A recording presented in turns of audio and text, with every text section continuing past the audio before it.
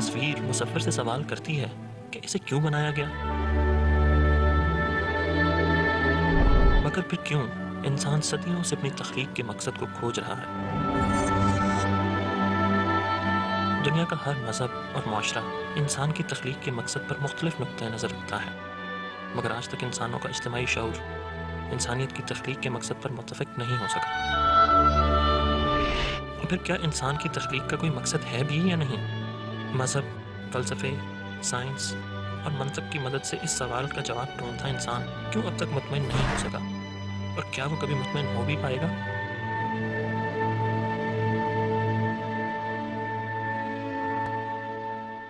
السلام علیکم، پروگرام گامدی میں خوش آمدید۔ ناظرین، نہ تھا کچھ تو خدا تھا، کچھ نہ ہوتا تو خدا ہوتا، ڈبویا مجھ کو ہونے نے، نہ ہوتا میں تو کیا ہوتا۔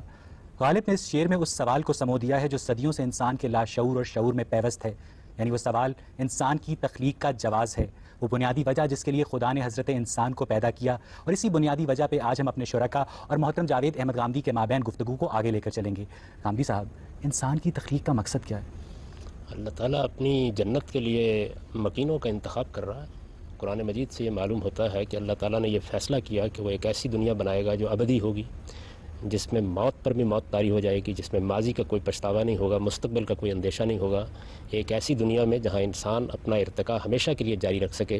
جب کسی مخلوق کے انتخاب کا موقع آیا تو اس کے لیے انسان کا انتخاب کیا گیا۔ اس کو بڑی ہی خوبصورت تمثیل میں قرآن نے بیان کیا ہے کہ ہم نے جب یہ فیصلہ کیا کہ ہم ارادہ و اختیار کی امانت پیش کریں تو ہم نے پہاڑوں کے سامنے اس کو رکھا، زمین و آسمان کے سامنے رکھا۔ یہ انسان تھا جس نے آگے بڑھ کر اس کو اٹھا لیا، اور یہی وجہ ہے کہ سب سے بڑا شرف بھی اسی کو ملنے والا ہے کہ یہ خدا کی ابدی جنت کا مکین ہو جائے گا۔ غامدی صاحب، آپ نے فرمایا کہ انسان جنت میں اپنی ارتقاء کو آگے بڑھا سکے گا، تو غامدی صاحب انسان تو اپنی ارتقاء کی اس منزل پر پہنچ چکا ہوگا جہاں وہ اعلیٰ ترین فکری و بشری صلاحیتوں کا مالک ہوگا، تو جنت میں ارتقاء کو آگے بڑھانے سے کیا مراد ہے؟ یعنی انسان جب ایک باشعور مخلوق ہے، وہ اپنے وجود کا بھی شعور رکھتا ہے، اپنے گرد و پیش کا بھی شعور رکھتا ہے، اور آپ نے یہ دیکھا کہ اس دنیا میں جب وہ آیا تو ہزاروں سال کروٹیں لینے کے بعد بالآخر ان 2-3 صدیوں میں اس نے اس کائنات کے اندر کے بے شمار راز دریافت کر لیے۔ تو یہ چھوٹی سی دنیا، یہ عارضی دنیا جو محض اس مقصد کے لیے بنائی گئی ہے کہ یہاں سے اس کے مکینوں کا انتخاب کر لیا جائے، جب اس کے مقابل میں وہ دنیا وجود میں آئے گی تو معلوم نہیں اس کے اندر کیا راز ہوں گے، کیا نوعیتیں ہوں گی، کیا معاملات ہوں گے کہ جن کے اندر انسان اپنے علم، عقل اور شعور کے ساتھ خدا کی ابدیت میں شریک ہو جائے۔ غامدی صاحب، انسان کو خدا نے اس لیے پیدا کیا تاکہ وہ جنت کے مکینوں کا انتخاب کر سکے، تو غامدی صاحب بہت سارے ایسے لوگ ہیں جو اس انتخاب کے اوپر اس لیے پورا نہیں اترتے کہ ان کے اندر وہ فکری و بشری صلاحیتیں نہیں موجود ہوتی، تو ان کا کیا ہوگا؟ کسی انسان کے اندر بھی اس صلاحیت کا فقدان نہیں ہے۔ ہر انسان کو یہ صلاحیت دے کر پیدا کیا ہے، اور جس امتحان میں اس کو ڈالا ہے وہ اس کے اخلاقی وجود کا امتحان ہے، نہ کہ اس کی صلاحیتوں کا امتحان ہے۔ بنیادی صلاحیت ہر شخص میں موجود ہے، اخلاقی وجود کا امتحان کیا جا رہا ہے، اس میں کچھ کامیاب ہو رہے ہیں، کچھ ناکام ہو رہے ہیں، اور اخلاقی وجود کا شعور بھی یکساں دیا گیا ہے، اس کی تعلیم بھی یکساں دی گئی ہے، اس کی ہدایت بھی یکساں دی گئی ہے، اس کے لیے مواقع بھی یکساں رکھے گئے ہیں۔ اللہ تعالیٰ جس طریقے سے اس دنیا کو چلا رہا ہے اس میں اخلاقی وجود کے امتحان کے لیے جتنے اسباب ممکن تھے اس نے پیدا کر دیے۔ قرآن مجید میں یہ بھی تو آتا ہے نا کہ ہم نے جن و انس کو اپنی عبادت کے لیے پیدا کیا۔ وہ یہ بتایا گیا ہے کہ اس امتحان میں کامیاب ہونے کے لیے آپ کو دنیا میں کرنا کیا ہے، یعنی جنت کے مکینوں کا انتخاب ہو رہا ہے تو اس انتخاب کے لیے بنیاد کیا ہے؟ وہ بنیاد یہ ہے کہ آپ خدا کے بندے بن کر رہیں، یعنی اس کو اگر سادہ لفظوں میں بیان کیجیے تو وہ یہ ہے کہ خدا کی بندگی کا حق ادا کرو گے تو جنت کے مکین ہو جاؤ گے، اور سرکشی کا رویہ اختیار کرو گے تو اس سے محروم ہو جاؤ گے۔ انسان کی تخلیق کا مقصد یہ ہے کہ اس دنیا میں عبادت کی جائے، اپنے آپ کو ایک سرٹن معیار کے اوپر لایا جائے، اور اس کے بعد اس عمل کی وجہ سے جنت میں اور یا دوزخ میں انسان اپنے اعمال کی بنیاد پر داخل ہو۔ یعنی جب یہ طے کر دیا گیا کہ اللہ تعالیٰ نے فیصلہ کیا ہے کہ وہ اپنی جنت کے مکینوں کا انتخاب کرے گا تو پھر یہ بتانا ضروری تھا کہ یہ انتخاب کس بنیاد پر ہوگا۔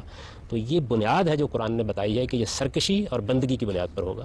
اگر بندہ اس شعور کے ساتھ جیتا ہے کہ میں بندہ ہوں، میرا ایک خالق ہے، مجھے ایک دن اس کے سامنے جواب دہ ہونا ہے، مجھے اپنے اخلاقی وجود کو پاکیزہ بنانا ہے، تو وہ بندگی کا حق ادا کرے گا اور اس کے نتیجے میں جنت کا مکین ہو جائے گا۔ اگر وہ سرکشی اختیار کر لیتا ہے، حقائق کو تسلیم نہیں کرتا، تو پھر لازمی طور پر اس کا نتیجہ اس کے سامنے آ جائے گا۔ صاحب، یہ بھی تو کہا جا سکتا ہے نا کہ خدا نہ انسان کو تخلیق کرتا نہ اس کو جنت میں جانے کی ضرورت پیش آتی۔ یہ تو ایسا ہی ہے کہ کوئی یہ کہے کہ میں کراچی اس لیے جا رہا ہوں کہ کراچی ہے، بھائی کراچی نہ ہوتا نہ مجھے کراچی جانا پڑتا۔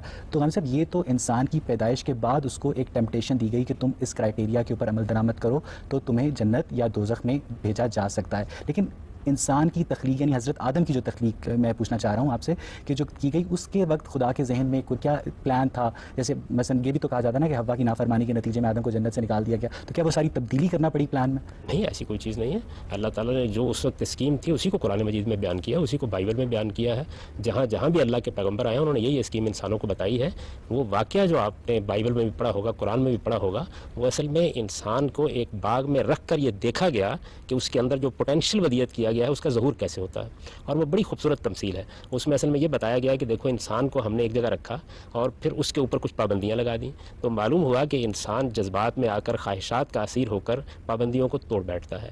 تو معلوم ہوا کہ انسان کے اندر دو چیزیں پائی جاتی ہیں، ایک اس کی انانیت ہے جس سے تفوق کی جبلت جنم لیتی ہے، دوسرے جنسی رجحانات ہیں جن کو اس دنیا کے اندر ایک امتحان سے گزرنا ہے. دونوں کا جب اظہار ہو گیا تو یہ معلوم ہو گیا کہ جو انسان بنایا گیا ہے وہ ٹھیک اسکیم کے مطابق بن گیا ہے. لہٰذا یہ چیز پہلی ہدایت اس کے لیے بن گئی اور اسے کہا دنیا میں تو کم صاحب آپ فرما رہے ہیں کہ خدا نے انسان کو آدم و حوا کو جنت میں رکھ کر اس کی ڈائمنشنز کو اس کی اسپیسیفکیشنز کو اسرٹن کیا کہ جس اسکیم کے مطابق میں نے اس کو بنایا تھا یہ ویسا ہی ہے، اور اس کے بعد اس کو کیا کہتے ہیں زمین پر آنے دیا گیا. اور جیسے کہ اقبال نے بھی لکھا، کھول آنکھ زمین دیکھ، فلک دیکھ، فضا دیکھ، مشرق سے ابھرتے ہوئے سورج کو ذرا دیکھ. تو کم صاحب کیا جو پھر حوا کی اور آدم کی نافرمانی کا قصہ ہمیں سنایا جاتا ہے کہ اس کے نتیجے میں اس کی پاداش میں انہیں جنت سے نکالا گیا، تو وہ کیا تمثیلی ہے؟ قرآن مجید تو یہ نہیں کہتا کہ اس کی پاداش میں انہیں جنت سے نکالا گیا، وہ تو اس کے بالکل برخلاف یہ کہتا ہے کہ جیسے ہی ان کی فطرت کا ظہور ہو گیا ان پر بھی یہ بات واضح ہو گئی کہ ان کو کیا جبلتیں دی گئی ہیں، وہ کیسے کام کریں گی، اور ان کو احساس ہوا کہ انہوں نے حدود سے تجاوز کیا ہے. انہوں نے فوراً توبہ کی، اللہ تعالیٰ نے خود انہیں توبہ کے الفاظ القاء کیے، پھر ان کو برگزیدہ کیا اور ایک بڑے منصب پر فائز کر کے دنیا میں بھیجا. اس جنت کا ذکر آتا ہے وہ بھی اصل میں اسی دنیا کا ایک باغ تھا، اس کے اندر ان کو رکھا گیا، اسی زمین پر رکھا گیا. اس باغ میں ان کے لیے ضروری سہولتیں میسر تھیں تاکہ ان کی فطرت کے اندر جو دو بڑے دائیات ہیں، ایک انانیت جس کی بنیاد پر انسان دنیا کے اندر سرکشی اختیار کرتا ہے، دوسرے جنسی جذبات جو انسان پر بعض اوقات اتنا غلبہ پا لیتے ہیں کہ وہ اعلیٰ اقدار کو فراموش کر دیتا ہے. تو دونوں کا امتحان اس میں کر لیا گیا. تو کم صاحب جب انسان جنت سے زمین پر آ گیا تو آپ فرما رہے ہیں کہ وہ جنت اسی زمین کا ایک حصہ تھی، تو یہ کیوں آتا ہے قرآن مجید میں کہ ہم نے آدم اور حوا کو جنت سے زمین پر اتارا؟ نہیں، دیکھیے بات یہ ہے کہ جنت عربی زبان میں باغ کو کہتے ہیں. یہ سیاق و سباق بتاتا ہے کہ اس سے مراد دنیا کا کوئی باغ ہے یا اس سے مراد وہ باغات ہیں یا باغ ہے جو قیامت کے بعد وجود پذیر ہوگا.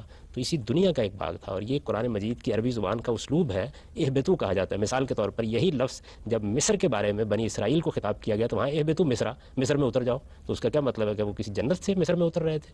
یہ زبان کا اسلوب ہے، اس کو نہ سمجھنے کی وجہ سے لوگ خیال کرتے ہیں کہ اترنے کا مطلب ہے کسی بلندی سے اترے ہوں گے. یہ سر بڑی دلچسپ گفتگو شروع ہو گئی. اس کا مطلب یہ ہے کہ مثلا تاریخ تبری میں پہلی جلد کے صفحہ نمبر 91 پر حضرت ابن عباس سے ایک روایت منسوب ہے جس میں بیان کیا جاتا ہے کہ آدم و حوا کی پیدائش سے پہلے زمین پر جنات رہتے تھے، اور پھر سورہ بقرہ کی 30ویں آیت کے مطابق جب خدا نے کہا کہ میں زمین پر اپنا ایک نائب بنانے والا ہوں تو فرشتوں نے کہا کہ نا یہ بہت زیادہ خونریزی کرے گا کیونکہ ان کو ارادہ و اختیار تم دے رہے ہو المیہ، اور جو جنات ہیں وہ بھی ارادہ و اختیار کی وجہ سے فساد اور خونریزی کرتے تھے. تو ہم سب جب انسان جنوں کو ریپلیس کر کے اس دنیا میں اگر آئے اس روایت کے مطابق، اور انسان بھی فساد اور خونریزی سے باز نہیں آتے، تو کیا انسانوں کو بھی ریپلیس کیا جا سکتا ہے؟ اور کیوں خدا اپنی جو پروڈکٹ ہوتی ہے جس کو وہ بناتا ہے اسپیسیفکیشن، اس سے وہ ڈیزائرڈ ریزلٹس اس طرح نہیں لے پاتا جس کی اسے توقع کی جا رہی ہے؟ یہ بات تو دیکھیے یہ مورخین اپنے طور پر بیان کر دیتے ہیں. قرآن مجید اس سارے قصے کو بڑی خوبی کے ساتھ بیان کرتا ہے، اس کی حکمت بتاتا ہے. اس میں اس طرح کی کوئی چیز نہیں ہے. اس میں یہ بیان نہیں کیا گیا کہ جنات کو معزول کر دیا گیا ہے، بلکہ اس کے بالکل برخلاف یہ بتایا گیا ہے کہ جس طرح فرشتے ایک مخلوق ہیں اور اس وقت بھی موجود ہیں، اسی طرح جنات بھی ایک مخلوق ہیں، وہ اس وقت بھی موجود ہیں، وہ اپنے دائرے میں کام کر رہے ہیں، فرشتے اپنے دائرے میں کام کر رہے ہیں، انسان اپنے دائرے میں کام کر رہے ہیں. بلکہ اگر آپ مادے کو دیکھیں تو وہ اپنی ٹھوس شکل میں بھی ہوتا ہے، وہ انرجی کی فارم میں بھی ہوتا ہے، اور وہ لائٹ یا نور کی صورت میں بھی ہوتا ہے. بظاہر یہ معلوم ہوتا ہے کہ تینوں سے اللہ تعالیٰ نے 3 مخلوقات پیدا کر دی ہیں، فرشتے، جنات اور انسان. تو اس وجہ سے تینوں مخلوقات ایک ہی وقت میں کار فرما ہیں. چنانچہ قرآن تو ہمیں بتاتا ہے کہ جنات نہ صرف یہ کہ انبیاء علیہ السلام کی دعوت سے واقف ہوتے ہیں، ان کی طرف خود ان کے پیغمبر آتے ہیں، اور رسالت پاک صلی اللہ علیہ وسلم کے زمانے میں انہوں نے قرآن کو سنا، اس پر تبصرہ بھی کیا ہے. تو ایسا تو قرآن مجید سے نہیں معلوم ہوتا کہ ان کو معزول کر کے یا دنیا سے ان کو جو کچھ بھی ذمہ داری دی گئی تو اسے فارغ کر کے انسانوں کو یہ دنیا کا اقتدار دیا گیا ہے. وہ اپنے دائرے میں ایک اختیار رکھتے ہیں، ہم اپنے دائرے میں ایک اختیار. یہ بڑی دلچسپ بات ہوگی، یعنی فرشتے، جن اور انسان یہ تینوں ہی مادے کی مختلف علامات سے پیدا ہوئے ہیں، تو اس کا مطلب ان کو مابعد طبیعتی کیا کہتے ہیں مخلوقات نہیں کہا جا سکتا؟ کیوں کہنا ہے؟ اس کی وجہ یہ ہے کہ مخلوقات تو ساری کی ساری اسی دنیا سے متعلق ہے. اس کے ماورا تو صرف ذات خداوندی ہے. ذات خداوندی کسی مادے سے تخلیق نہیں ہوئی، اس کی ذات کے بارے میں ہم کوئی علم نہیں رکھتے. وہ آپ سے آپ ہے، اس کا کوئی خالق نہیں ہے، اس کی ذات ہماری گرفت میں بھی نہیں آتی. لا تدرک الابصار کی قرآن مجید نے تمثیل اختیار کی، اس کی مثال بھی کسی چیز سے نہیں دی جا سکتی. چنانچہ قرآن کہتا ہے لیس کمثلہ شیء. باقی مخلوقات جتنی ہیں ان کو ہم سمجھ بھی بھی سکتے ہیں، قرآن مجید کے اشارات سے سمجھ سکتے ہیں، اپنے سائنسی تحقیق سے سمجھ سکتے ہیں، اپنے تجربے اور مشاہدے سے جان سکتے ہیں۔ ٹھیک ہے غلام صاحب، یہاں سے گفتگو کا سلسلہ آڈینس کی طرف لے کر چلیں گے۔ جی آپ پوچھیے۔ صاحب آپ نے جب انسان کی تخلیق کا مقصد آپ سے پوچھا گیا تھا، آپ نے پہلے کہا کہ جنت کے لیے مقیم تیار کرنے کے لیے خدا نے بنایا، تو اس کے بعد پھر یہ بھی ایک بات سامنے آئی کہ خلیفہ ایک بنایا جائے گا دنیا کے لیے، تو اس میں تھوڑا سا کانٹرڈکشن نہیں آ جاتا کہ دو ڈفرینٹ پرپزز سامنے آ جاتے ہیں؟ نہیں، دیکھیے جنت کے مکینوں کا انتخاب کرنا پیش نظر ہے۔ اب سوال یہ ہے کیسی مخلوق بنائی جائے اس کے لیے، تو وہ ایسی مخلوق ہو سکتی ہے اگر آپ نے انتخاب کرنا جس کو ارادہ و اختیار دیا جائے۔ وہ آیت یہ بیان کرتی ہے کہ ہم نے زمین پر ایک ایسی مخلوق بنانے کا فیصلہ کیا جسے ہم ارادہ اور اختیار دیں گے۔ ارادہ و اختیار کس مقصد کے لیے دیا گیا ہے؟ اس مقصد کے لیے دیا گیا ہے کہ وہ سرکشی کرتے ہیں یا بندگی اختیار کرتے ہیں، یہ دوسری جگہ بتایا گیا۔ اور یہ سرکشی اور بندگی کا نتیجہ کیا نکلنا ہے؟ وہ نتیجہ یہ ہے کہ جنت کے لیے یا جہنم کے لیے انتخاب ہو جائے گا۔ تو یہ پوری بات ہے جو قرآن نے بیان کر دی ہے۔ جنت میں تو فرشتے بھی ڈالے جا سکتے تھے، وہ تو بندگی کرتے رہتے ہیں، تو انسان کا مطلب ایک جان بوجھ کے کانفلکٹ کریٹ کرنے والا مخلوق کیوں بنایا گیا؟ یہی بات یہ ہے کہ یہ تو فیصلہ خالق نے کرنا ہے۔ آپ کے والدین نے فیصلہ کیا کہ وہ آپ کی پیدائش کا اقدام کریں، کر دیا انہوں نے۔ اب اس کے بعد ہمیں تو یہ دیکھنا ہے کہ خالق نے یہ فیصلہ کس بنیاد پر کیا ہے۔ قرآن نے یہ بتایا کہ یوم تبدل الارض غیر الارض والسماوات، ہم یہ سارے سیاروں ستاروں کو جمع کریں گے، یہ ہم نے پہلے ہی بنا کے بکھیر دیے ہیں، اور پھر اس دنیا کے اندر جو ہم نے ایک مخلوق بنائی ہے اس کا انتخاب کریں گے۔ یہ جو انتخاب ہے یہ ہمیں بڑی رفت دیتا ہے۔ اس کی وجہ یہ ہے کہ ہم نے خود اس کو حاصل کیا ہوگا۔ اللہ تعالیٰ تو دیکھیے بات یہ ہے کہ جس کو چاہتا جنت میں بٹھا دیتا، جس کو چاہتا جہنم میں ڈال دیتا، وہ خالق ہے۔ لیکن اس نے یہ فیصلہ کیا کہ ایک ایسی مخلوق وہ بنائے گا جو اپنے استحقاق پر خود محنت کر کے جنت کو حاصل کرے گی۔ کیا کہنے ہیں اس مخلوق کے کہ جو اس سارے مراحل سے گزرنے کے بعد اتنی اعلیٰ زندگی حاصل کرے گی۔ جی آپ۔ صاحب دوسری بات یہ ہے کہ جو بات آ گئی کہ ایک انسان اپنے کس طرح برتاؤ کی بیسس پہ جائے گا جنت یا دوزخ میں، تو اس کے اوپر بھی کافی زیادہ آ جاتا ہے کہ وہ لوگ جو نبیوں کے زمانے میں تھے، وہ لوگ ان کا کرائٹیریا کافی مختلف ہوگا ہم لوگوں کے بارے، کیونکہ ہمارے وقت تو نبوت ختم ہو چکی ہے، تو اب ہم لوگوں کے لیے وہ کافی مشکل نہیں ہو جاتا آج کل کی دنیا میں اس طرح کا اس سٹینڈرڈ پہ اترنا؟ جب لوگوں کے سامنے نبی ہوتے تھے تو اس وقت کافی ڈفرینٹ ہوتا ہوگا، مطلب فالو کرنا خدا کو یا بہتر ایک انسان بننا۔ تاریخ تو یہ بتاتی ہے کہ اس وقت زیادہ مشکل ہوتا ہے۔ چنانچہ آپ قرآن مجید میں جو نبیوں کی تاریخ بیان ہوئی ہے اس کو پڑھیے تو یہ واضح ہو جائے گا کہ زیادہ تر لوگوں نے انکار کر دیا۔ آج کے زمانے میں اگر آپ دیکھیے زیادہ تر لوگ اقرار کر رہے ہیں، زیادہ تر لوگ مان رہے ہیں۔ سیدنا نوح علیہ السلام کے بارے میں معلوم ہوتا ہے کہ 950 سال کی جد و جہد کے بعد اتنے ہی لوگ ایمان لائے کہ ایک کشتی میں سوار ہو سکتے تھے۔ صالح علیہ السلام کے بارے میں معلوم ہوتا ہے کہ چند لوگوں کو لے کر نکلے۔ لوط علیہ السلام کے بارے میں معلوم ہوتا ہے کہ بیوی بھی ساتھ دینے کے لیے تیار نہیں ہوئی۔ تو اس وجہ سے تاریخ کا تجربہ تو یہ بتاتا ہے کہ ہر دور میں انسان کے لیے اللہ تعالیٰ ایسے حالات پیدا کرتا ہے کہ وہ سلامتی طبع کے ساتھ چیزوں کو دیکھے تو وہ سرکشی سے نکلتا ہے۔ یہ سب وہ لوگ ہیں ان کو سرکشی کی سزا دی گئی ہے اور اسی دنیا میں ان کو سزا ملی۔ تو انسان کے اندر اصل میں بنیادی چیز کیا ہے؟ اس کی انانیت۔ یہ انانیت ہے جو خدا کے سامنے جھکنے کے مقابلے میں کھڑی ہو جاتی ہے۔ اگر وہ خدا کی معرفت حاصل کر لے اور اپنی بندگی کا احساس کر لے تو سرکشی سے نجات حاصل کر لیتا ہے۔ جیسے ہی سرکشی سے نجات حاصل کرتا ہے اس کے بعد آج چاہے حقیقت کو سمجھنا 10 لمحے نہیں لگتے سمجھنے میں، اور پیغمبروں کے زمانے میں چاہے تب بھی کوئی وقت نہیں لگتا۔ آپ کو معلوم ہے کہ پیغمبروں کے زمانے میں ابو جہل تھا، پیغمبروں کے زمانے میں فرعون تھا، پیغمبروں کے زمانے میں شداد تھا، اور قریش مکہ کے اندر رسالت میں آپ صلی اللہ علیہ وسلم نے 13 سال بسر کیے۔ ساتھ لے کر جتنے لوگوں کو نکلے تھے وہ 200-250 سے زیادہ نہیں تھے۔ لیکن غامدی صاحب نبوت کے وقت معجزے بھی تو ہوتے تھے۔ آج بھی ہوتے ہیں۔ سب سے بڑا معجزہ تو خود قرآن مجید ہے، اس وقت بھی دنیا میں موجود ہے۔ آپ سوچئے ذرا تھوڑی دیر کے لیے کہ 14 صدی پہلے ایک کتاب نازل کی گئی، بظاہر اگر دیکھیں دنیا کی نگاہ سے تو ایک ایسے شخص پر نازل کی گئی کہ جس کے بارے میں یہ کہا جاتا ہے کہ وہ امی تھا، اس کا کوئی علوم کا پس منظر نہیں تھا، وہ یونان اور روما میں پیدا نہیں ہوا، عرب کے صحراؤں میں اس نے پرورش پائی، اور اس پر ایک ایسی کتاب نازل ہوئی کہ 14 صدیاں گزر گئی ہیں اور اس کے ایک حرف کے بارے میں بھی یہ نہیں کہا جا سکتا کہ سائنس کی تحقیق نے، علم کی ترقی نے، دنیا کے تجربات نے اس کی کوئی چیز غلط ثابت کر دی۔ غالب صاحب بات یہ ہے کہ ایک حدیث میری نظر سے گزری صحیح بخاری کی جس کے مطابق ہر 1000 میں سے 999 لوگ دوزخ میں داخل ہوں گے۔ پھر ایک قرآن مجید کی بھی آیت ہے جس میں یہ کہا گیا، ہمیں بتایا گیا کہ خدا دوزخ کو جنوں اور انسانوں سے بھر دے گا۔ غالب صاحب آج بھی جب ہم دنیا کا جائزہ لیتے ہیں تو ہمیں نظر آتا ہے کہ برائی زیادہ ہے، بہرحال اچھے لوگ اس طرح اقتدار میں نہیں ہوتے، اس طرح طاقت میں نہیں ہوتے، ہر طرف ایک شیطانی قوتوں کا غلبہ ہمیں نظر آتا ہے۔ تو غالب صاحب اس سے بظاہر دیکھنے میں یہ معلوم ہوتا ہے کہ بہرحال جو زیادہ لوگوں کی تعداد ہے ان کا جو جھکاؤ ہے، انکلینیشن ہے جنت کی طرف نہیں بلکہ دوزخ کی طرف ہے۔ تو جب خدا کا مقصد تخلیق یہ ہے کہ وہ جنت کے لیے لوگوں کا انتخاب کرے اور جبکہ زیادہ لوگ دوزخ کی طرف مائل ہو رہے ہیں، تو اس سے کیا ڈیوائن اسکیم کے اوپر کوشچن مارک نہیں اٹھتا؟ یہ خدا نے تو انتخاب کرنا ہے، ارادہ دے دیا، اختیار دے دیا، تو انسان ہے جو اپنی بدقسمتی کا سودا کر لیتا ہے۔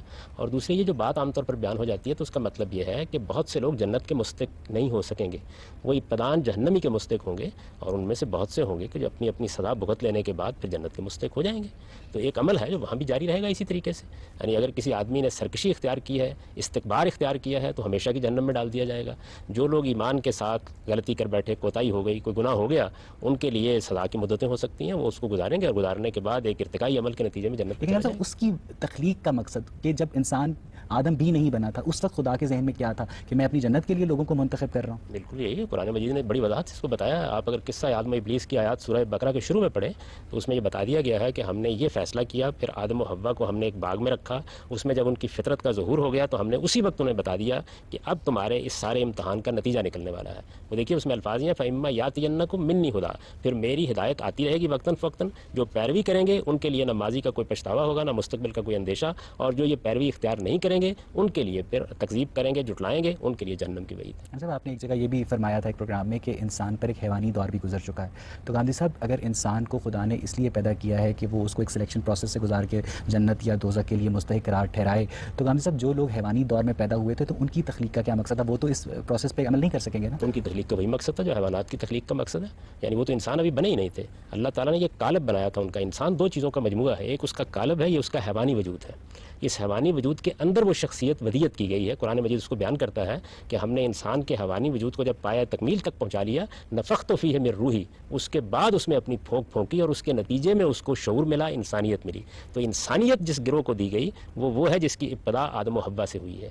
یہ وہ دو انسان ہیں، یعنی ایک آدم اور ایک حوا، جن سے اب انسانیت کی ابتدا ہو رہی ہے، لیکن آدم و حوا تک انسان کے جس حیوانی وجود کی تشکیل کے بے شمار مراحل ہیں جو حیوانی پہلے وجود سے انسان نے بشری شعور کی طرف کس طرح سفر طے کیا، اس پر ہم گفتگو کا سلسلہ آگے بڑھائیں گے۔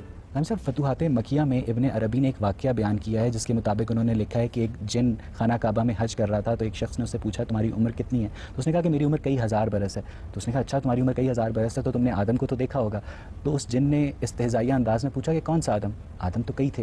اب ہم صاحب اس بات کو میں کنیکٹ کر رہا ہوں آپ کی پچھلی بات سے جس میں آپ نے فرمایا کہ انسان نے ایک حیوانی وجود سے بشری شعور کی طرف سفر کیا، تو ہم صاحب جو ماڈرن ایوولوشنسٹ ہیں وہ بھی یہ کہتے ہیں کہ انسان کا جو جینیٹک اوریجن ہے وہ ایک نہیں ہے، تو کیا آپ یہ بات کر کے انسان کا جو نظریہ تخلیق ہے اس کی حمایت کر رہے ہیں؟ نہیں، میں قرآن مجید کا نظریہ آپ کو بیان کر رہا ہوں۔ قرآن مجید کا جو نظریہ ہے وہ یہ ہے کہ انسان کے حیوانی وجود پر ہزاروں سال گزرے ہیں۔ قرآن اس کو بیان کرتا ہے بدا خلق الانسان من طین، ہم نے انسان کو بنانا شروع کیا گارے سے، مٹی سے، وہاں سے وہ زمین کے پیٹ سے پیدا ہونا شروع ہوا، بالکل ایسے جس طرح کہ دوسری جگہ اس کی تمثیل بیان کیا کہ انبتکم من الارض نباتا، ہم نے زمین سے تمہیں ایسے ہی اگا دیا جس طرح کہ ہم پودے اگاتے ہیں۔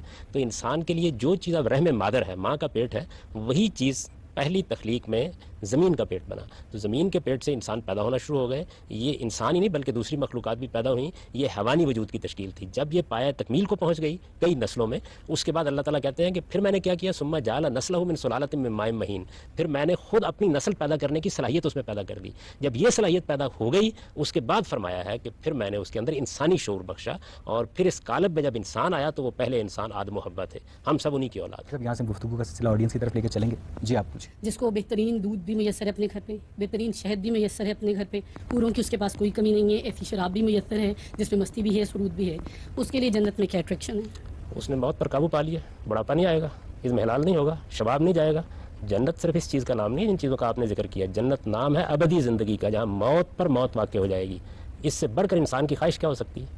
قبر میں پاؤں لٹکائے ہوئے ہوتے ہیں اور انسان مرنے کے لیے تیار نہیں ہوتا۔ 20-25 سال کی عمر میں شباب کی عمر کو پہنچتا ہوں، 15-20 سال میرے شباب کے ہوتے ہیں، اس کے بعد اضمحلال، پھر تو میں اٹھ بھی نہیں سکتا۔ کیا لا یعلم من بعد علم شیئا، میں نے تو اپنی زندگی میں جنت دیکھ لی، میرے لیے بہت پیچھے رہ کے گیا، مطلب میں نے جنت دیکھ لی، اب میرے لیے کیا اٹریکشن ہے؟ موت آئے گی بھی تو آیا کرے، کیونکہ میں نے ایک بھرپور زندگی جی لی۔ آپ نے اور اگر ہم جنت اس کی بات- بڑی معمولی سی جھلک دیکھی ہے، آپ نے جنت کی بڑی معمولی سی جھلک دیکھی ہے، وہ بھی آپ کو اس لیے دکھائی گئی ہے تاکہ آپ کچھ اندازہ کر لیں کہ وہاں کیا ملنے والا ہے۔ سر اگر میں بندگی اختیار نہیں کروں گی تو مجھے جنت نہیں ملے گی، اور میری زندگی کا تو مقصد ہی صرف جنت کا حصول ہے، تو پھر زندگی بیکار آپ کے خیال میں یہ کوئی معمولی مقصد ہے؟ یعنی ابدی زندگی، اٹرنل لائف، جس کے اندر آپ کا شعور ہمیشہ ہمیشہ کے لیے پائیدار ہو گیا، خدا کی ابدیت میں آپ کو اللہ تعالیٰ نے حصہ عطا فرما دیا، یہ کوئی معمولی چیز ہے؟ یعنی مجھے یہ بتائیے، آپ تو زندگی کے چند گھنٹوں کے لیے ترس رہی ہوتی ہیں، یہ آپ کے ہسپتال، یہ آپ کی طب، یہ آپ کی جد و جہد، یہ آپ کی کاوشیں، یہ آرام کی خواہش، یہ آپ کا پڑھنا، یہ آپ کا اٹھنا، یہ آپ کا زندگی کی جد و جہد کر کے مال کمانا، یہ دنیا میں فساد پیدا کرنا کس لیے ہے؟ چند دن کی زندگی کی لذت کے لیے۔ تو میں تو آپ کو نوید دے رہا ہوں ابدی زندگی کی لذت۔ ٹھیک ہے ہم صاحب، جی آپ پوچھیں۔ آپ انسان کی جو تخلیق ہے اس کا ہمیں قرآنی نظریہ بتایا، لیکن جو ماڈرن سائنس ہے اس میں ایوولوشن کا نظریہ جو ہے وہ تو یہ کہتا ہے کہ انسان اور تمام دوسرے جو جاندار ہیں ان کا ایک کامن ڈسینٹ ہے، یونی سیلولر سے ساری جو ہے وہ ایوولوشن ہوئی ہے. تو یہ تو بظاہر ہمیں جو مذہب کا نظریہ ہے تخلیق کا اس سے متصادم نظر آتا ہے. اس پہ آپ کیا فرمائیں گے؟ دونوں نظریات پر غور کیجیے، دونوں کے دلائل پر غور کیجیے. جو پہلا نظریہ آپ نے سائنس کا بیان کیا ہے وہ ایک نظریہ محض، کوئی حقیقت نہیں ہے. ابھی تک کوئی اس کا ایویڈنس نہیں دستیاب ہو سکا. دنیا کے اندر جتنا فاسلز کا ریکارڈ ہے اس کی نفی کر رہا ہے پوری طرح. جو دعوے کیے گئے تھے صحیح ثابت نہیں ہوئے. سیل کے بارے میں جو معلومات ڈارون کے زمانے میں تھی اب دنیا بہت اس سے آگے بڑھ گئی. جینیٹک سائنسز سے جو ایویڈنسز آ رہے ہیں وہ فاسل ریکارڈز کے ساتھ کوئنسائڈ کر رہے ہیں، اور کامن ڈسینٹ کے جو دلائل دینے والے ہیں وہ یہ کہتے ہیں کہ انسان اور جانوروں کے جو مختلف اعضاء ہیں جسم کے وہ بالکل ملتے جلتے موجود ہیں. قرآن کی تھیوری تو سر جو ہے وہ ایک ہمیں بتائی جا رہی ہے کہ ایسا ہوا. اگر وہ سائنٹیفک تھیوری ہے تو اس پہ سائنٹیفک ریسرچ کیسے ہو سکتی ہے؟ خدا آپ کو توفیق دے تو کریں، الہام قرآن سے بھی لینا سیکھیں. یہ دیکھیں کہ ڈارون کے نقطہ نظر کے اوپر کیا اعتراضات اب ہو گئے ہیں. دنیا میں نئی تحقیقات نے کیا مسائل پیدا کر دیے ہیں. فاسلز کا پورا ریکارڈ ابھی تک پوری طرح نفی کر رہا ہے. میرا خیال یہ ہے کہ آپ نے صرف اس کے بارے میں کچھ چیزیں پڑھ لی ہیں، کبھی اس کا سائنٹیفک مطالعہ نہیں کیا کہ اس کے اوپر اعتراضات کرنے والے کیا اعتراضات کر رہے ہیں. اب تو دنیا میں اتنا کچھ لکھا جا چکا ہے کہ میرا خیال ہے نوجوانوں کو اس کو پڑھنا چاہیے. ابھی تک یہ کوئی حقیقت نہیں بن سکی، اور اس کے مقابل میں قرآن کا نظریہ موجود ہے. کیجیے تحقیق اس کے اوپر، یہ آپ کو بتائے گا. جن چیزوں کے اصل میں ریکارڈ پیش کیے جا رہے ہیں قرآن نے تو اس کا راز کھول دیا ہے کہ وہ اصل میں انسان کے حیوانی وجود کا ارتقا ہو رہا تھا. لیکن سائنٹیفک ریسرچ جو ہے وہ سائنٹسٹ کرتے ہیں، جو اس کی ایک میتھڈالوجی ڈیسائیڈڈ ہے اس کے مطابق کی جاتی ہے. جب آپ جو تھیریز یا جو مذہب ہمیں تھیریز پیش کرتا ہے اگر اس کی سائنٹیفک بنیادوں پر ریسرچ نہیں کی جا سکتی تو اس لیے لوگ نہیں کرتے. کیوں نہیں کی جا سکتی؟ سائنسی ریسرچ کو آپ جانتے ہیں کیسے ہوتی ہے. پہلے ایک مفروضہ ایک بڑے آدمی کے ذہن میں آتا ہے، پھر اس کے بارے میں ایویڈنس تلاش کرنا شروع کیا جاتا ہے. یہ بھی ایک مفروضہ تھا جو ڈارون نے پیش کیا. ڈارون نے کسی حقیقت کو نہیں بیان کیا تھا. ڈارون تو خود اپنی کتاب اوریجن آف دی اسپیشیز میں اعتراف کرتا ہے کہ ابھی مجھے اس کی درمیان کی کڑیوں کے بارے میں کوئی چیز بھی نہیں میسر آ سکی. ابھی تک جتنا ایویڈنس میسر آیا وہ کیا ہے؟ وہ ایک نو کے اندر تبدیلیوں کا ہے. مثال کے طور پر پروانوں کی مثال دی جاتی ہے کہ خاص علاقے کے اندر ان کا رنگ تبدیل ہو گیا اور وہ پیدا ہونا بند ہو گئے. کسی 9 سے 9 میں تبدیل ہو گیا، اس کا کوئی آج تک ایویڈنس پیش نہیں کیا جا سکا. تو 9 سے 9 کی تبدیلی ہے جس کے لیے ڈارون کے نظریے کو اپنا کوئی ایویڈنس کوئی شہادت پیش کرنی ہے. آج راہ کرم ذرا آپ ان چیزوں کو پڑھیے جو اس پر تنقید میں لکھی جا رہی ہے. ہم سب آپ فرما رہے ہیں کہ انسان کی زندگی کا جو ایبسولوٹ مقصد ہے وہ ہے جنت کا حصول.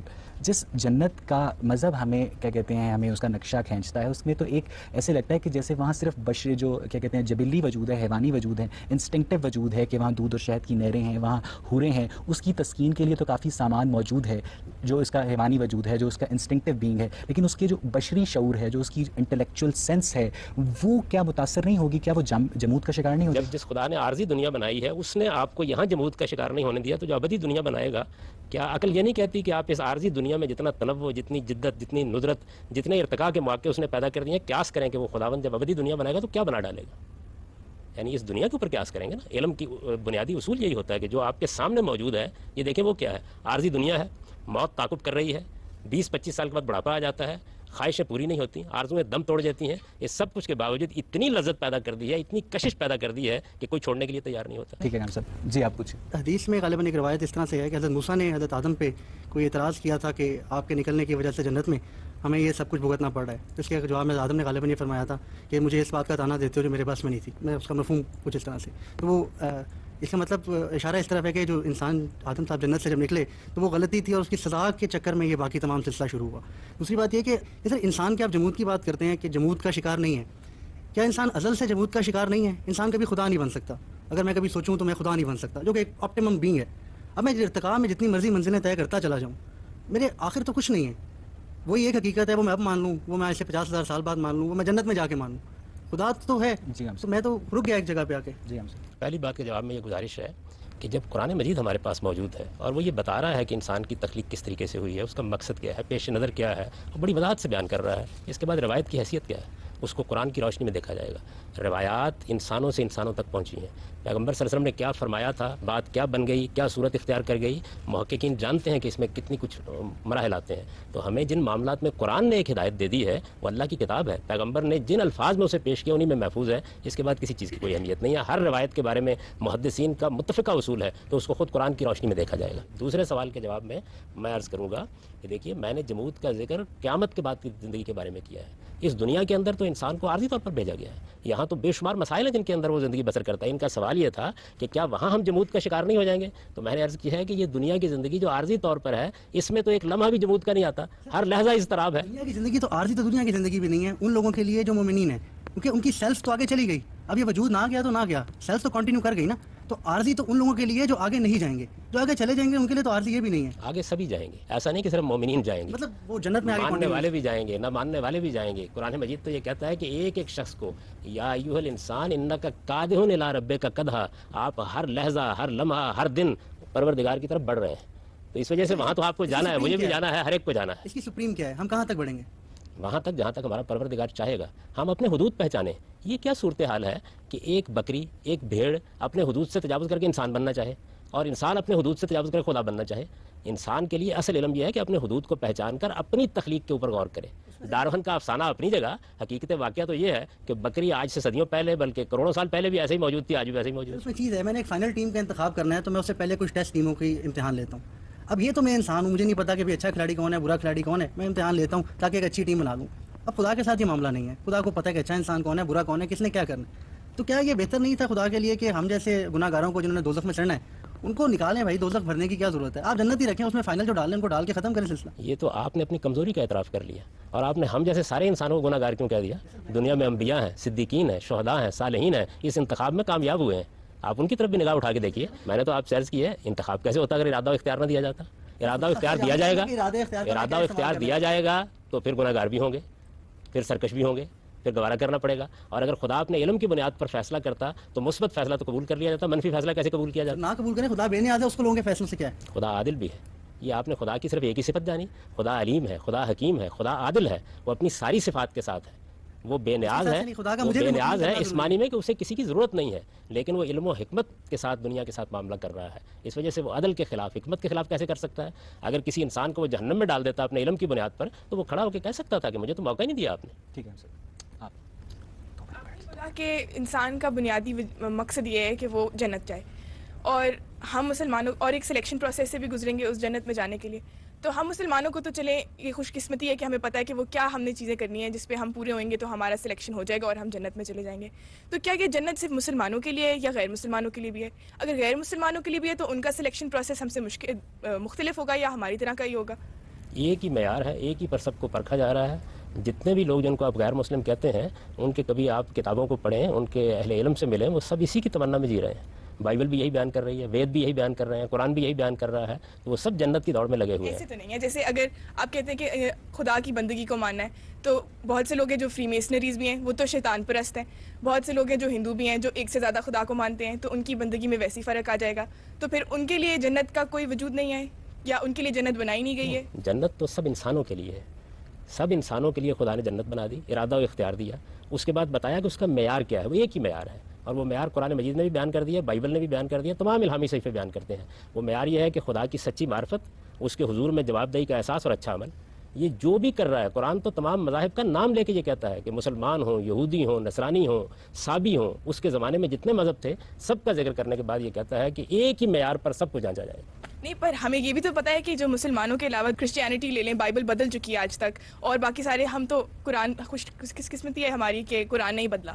تو اس طرح ان کی جو پروسیس ہے، ان کی جو ٹیچنگ ہے وہ تو بدل چکی ہے نا آج تک. اس معاملے میں کوئی تبدیلی نہیں ہوئی. آج آپ انجیل کو اٹھا کے پڑھیں، یہی منادی کر رہی ہے. انجیل کو کبھی آپ اٹھائیں، حیرت انگیز طریقے سے وہ یہی کچھ بیان کر رہی ہے جو میں بیان کر رہا ہوں. ویدوں کو اٹھائیں، وہ یہی بیان کر رہے ہیں. تمام الہامی کتابیں ایک ہی بات بیان کرتی ہیں. آپ نے شرک کی بات کی، سب سے زیادہ اعلیٰ درجے پر شرک کی تردید تورات کرتی ہے. آپ تورات کو اٹھائیے، کوئی چیز ایسی نہیں. دیکھیے جو تبدیلیاں انہوں نے کی وہ کیا تھیں. وہ تبدیلیاں انہوں نے کی ہیں رسالت مآب صلی اللہ علیہ وسلم کی بعثت کے بارے میں.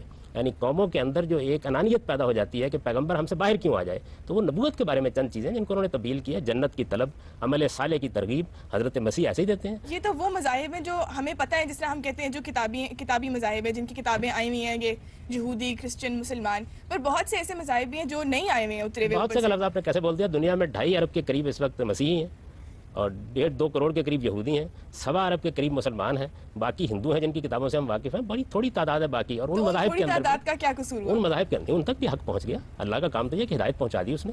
آج تو وہ ذرائع پیدا ہو گئے ہیں کہ ایک ایک دروازے تک ہم یہ بات پہنچا سکتے ہیں. اور اللہ تعالیٰ نے یہ اعلان کر دیا قرآن مجید نے کہ آدمی سے مواخذہ صرف اس کے علم کی بنیاد پر ہوگا. یہ کہنا فیئر ہوگا کہ جن لوگوں کو نہیں یہ علم پہنچا، جن لوگوں کو اسلام نہیں پہنچا، جن لوگوں کو کرسچینٹی نہیں پہنچی، تو وہ لوگ اس سلیکشن پروسیس سے ہٹ کے اور ان پہ معافی ہے. یہ 3 باتیں تو ہر ایک کو پہنچ گئی ہیں. ایک یہ کہ اس کائنات کا ایک پروردگار ہے، ایک یہ کہ مجھے جواب دہ ہونا ہے، اور ایک یہ کہ جواب دہی کی بنیاد کیا ہے؟ اچھا عمل.